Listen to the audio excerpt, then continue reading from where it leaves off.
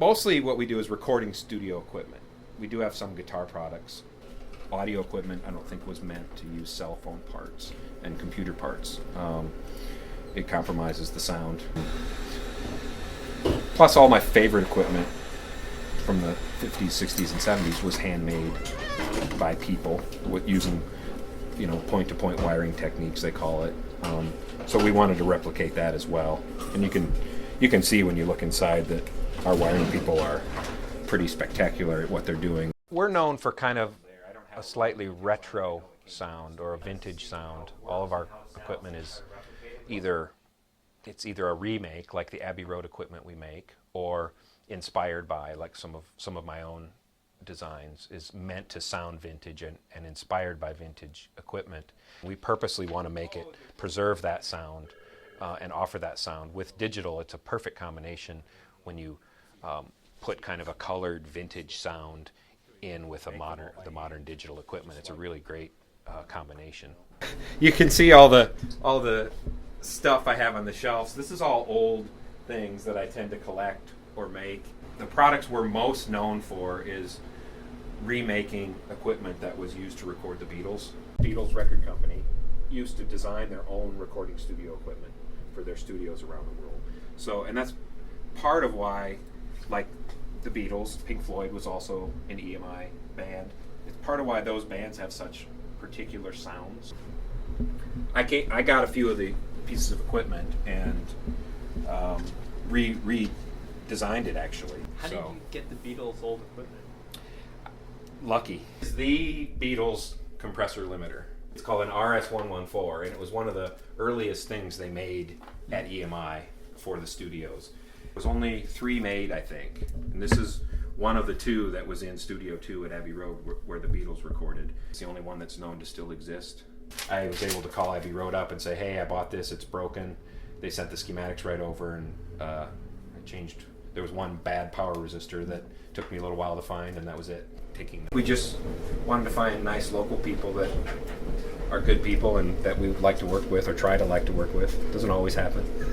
And we kind of teach them what they need to know. How did you end up coming to work here? Because I begged Wade for it. No. Do you know Wade from?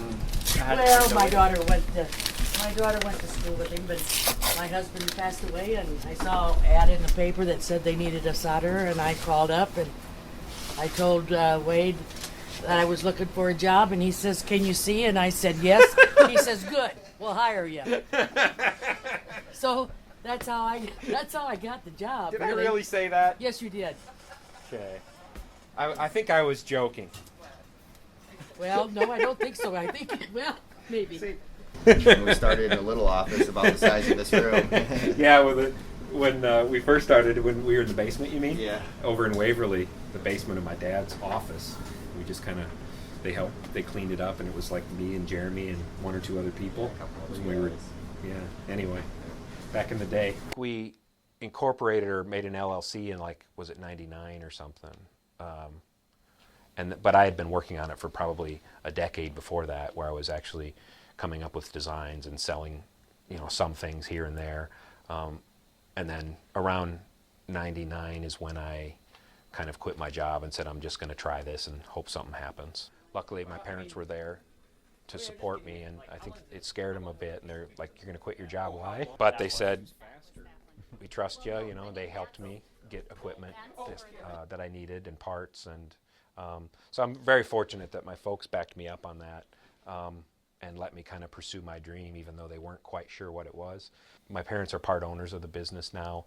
Mom is our vice president and actually runs all the business aspects of the company so that I can concentrate on design. Usually when we're working on a new unit, I'll build 3 or 4 different types, not like just different versions, but different types, different approaches to see what kind of pans out. And a lot of those end up here until we take them apart or what are those? Are those just control panels, or? Well, no. If you look, there's all the. You can see how crazy. Obviously, it's a prototype where we're just cutting and pasting to see how something's going to work. You know what I mean? So I'll usually design it on the computer, kind of in my brain as I go. We'll make up a circuit board and then build one up and see how it did and make modifications from there.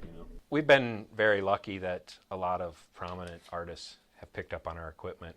Hopefully that reflects the quality we do and hand making everything, but also like the type of sound all of our equipment produces. Katy Perry's, all of her vocals on all of her records has gone through our equipment. Adele's Set Fire to the Rain was mixed through it. Other parts of her record were gone through our equalizer.